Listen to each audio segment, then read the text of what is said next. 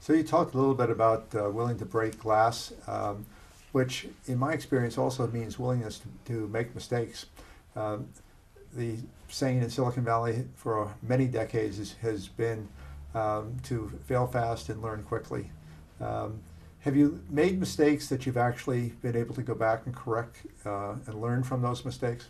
I've made more mistakes than I can even count or remember.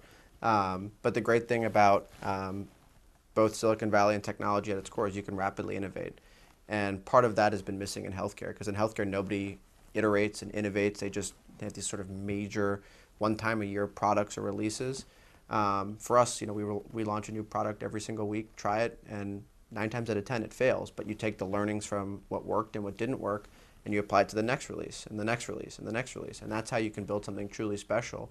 And again, I think it takes a lot of courage to do that, and you have to have a board and a mentorship pool and an employee base that's willing to jump into things and know that literally 9 times out of 10 or 99 times out of 100 they will fail and it'll be incorrect, but every one of those failures will continue to build on itself till you get to that one success, and then it goes from there. It becomes, wildfire. And we've made more mistakes than we've made successes, but every single mistake we've learned something from it, and that's why every single one gets a little bit stronger, a little bit more powerful.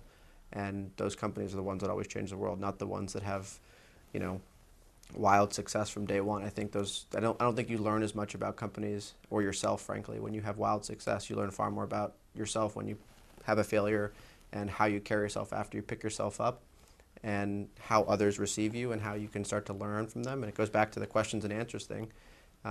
If it was all about the answer, you'd have no innovation because there's just not that many answers. But if you start to think about what if I ask something differently? What if I look at the world a little bit differently? You're going to break a lot of glass, but you're also going to be wrong more times than not. And you have to be okay with accepting that, and you have to have a strong pool of people that are willing to keep picking you back up and supporting you. And then when you get it right, you'll change the world.